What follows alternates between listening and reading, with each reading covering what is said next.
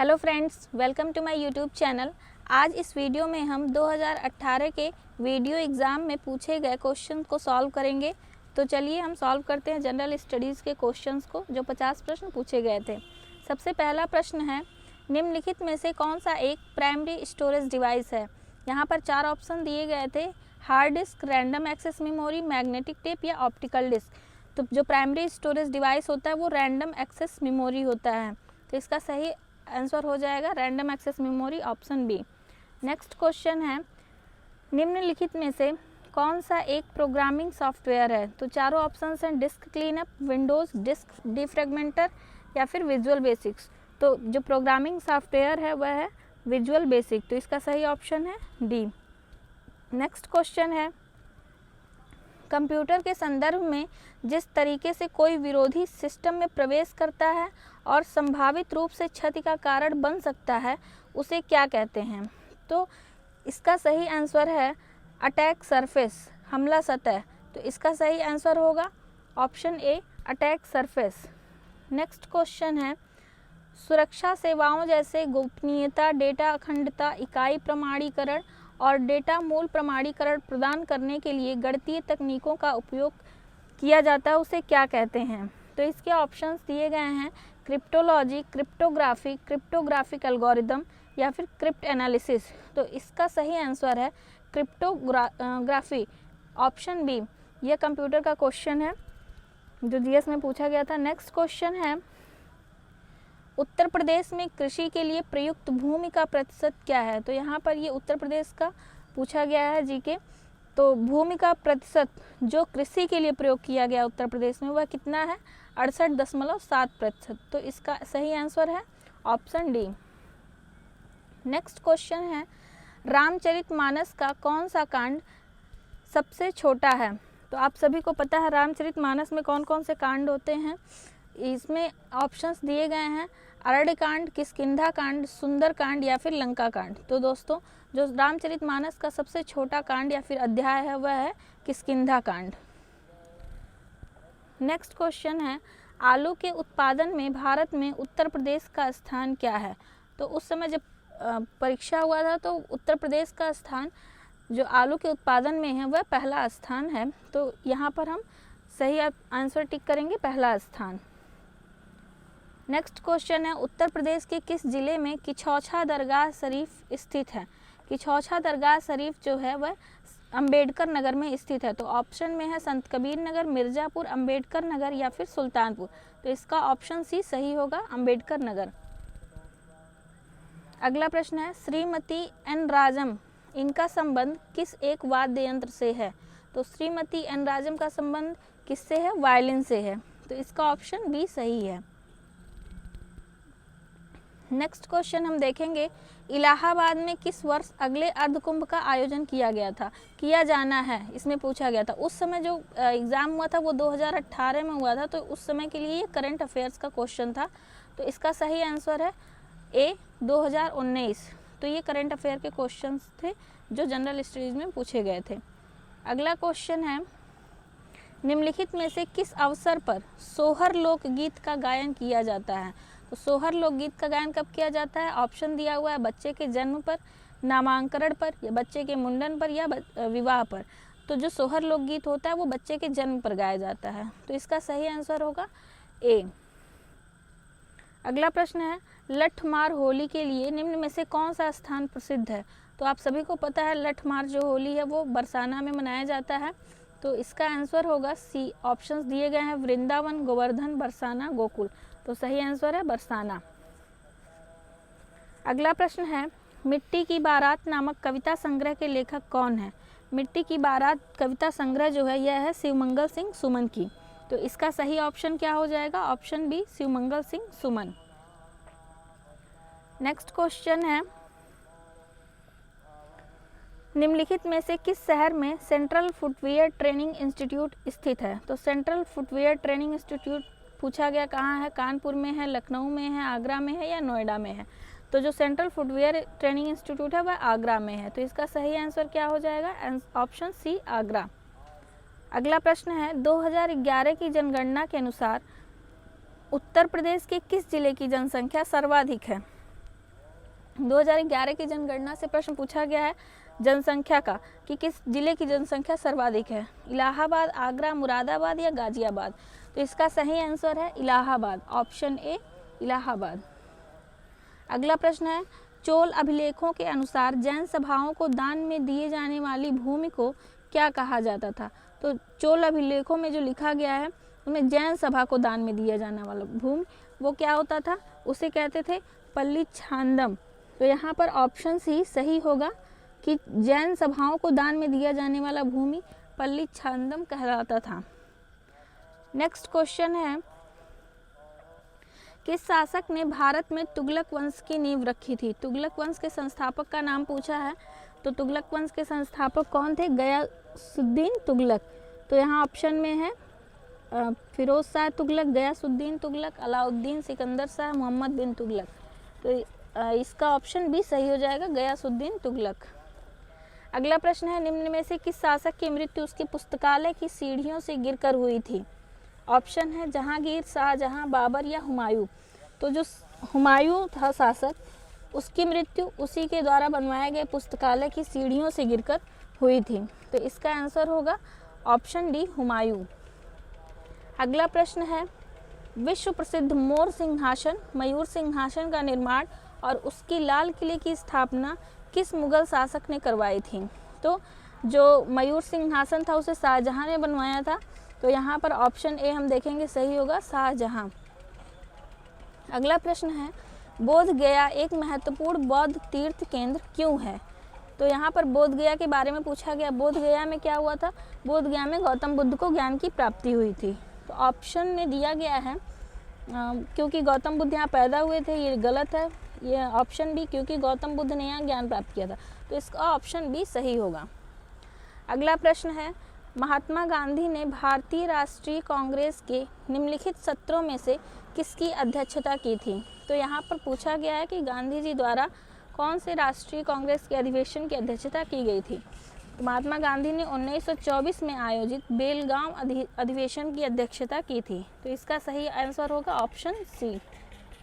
अगला प्रश्न है भारतीय स्वतंत्रता आंदोलन के दौरान 1932 में ग्रेट ब्रिटेन के किस प्रधानमंत्री ने सांप्रदायिक पुरस्कार की घोषणा की थी। वर्ष 1932 में। तो उस समय जो प्रधानमंत्री थे उन्होंने सांप्रदायिक पुरस्कार की घोषणा की थी और वो मैकडोनाल्ड्स थे। तो इसका ऑप्शन हो जाएगा option D James Ramsay McDonald's.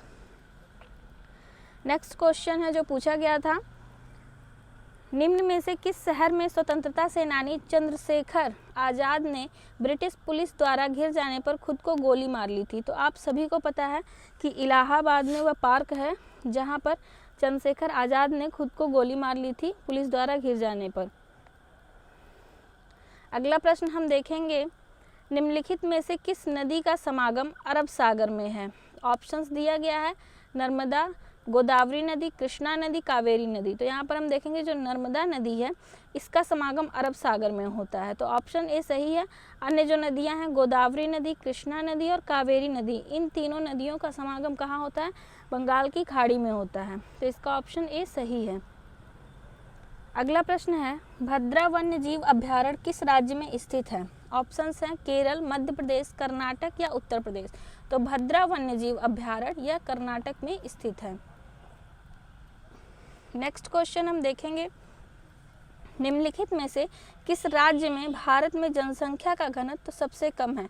तो फ्रेंड्स जनसंख्या का जो घनत्व है वो सबसे कम है अरुणाचल प्रदेश में। तो ऑप्शन में है मिजोरम, सिक्किम, नागालैंड और अरुणाचल प्रदेश। तो इसका ऑप्शन डी सही होगा। अगला प्रश्न है डेन्यूब नदी का उद्गम किस देश में है।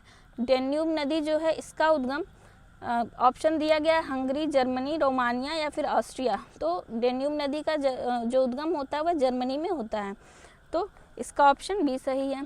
क्षेत्रफल के आधार पर सबसे बड़ा महाद्वीप निम्न में से कौन सा है। यहाँ पर महाद्वीप के बारे में पूछा गया कि क्षेत्रफल के आधार पर सबसे बड़ा कौन सा महाद्वीप है। तो आप सभी को पता है क्षेत्रफल के आधार पर एशिया महाद्वीप सबसे बड़ा महाद्वीप है, ऑप्शन सी। नेक्स्ट क्वेश्चन जो पूछा गया था वह है चमेरा बांध किस नदी पर बनाया गया है।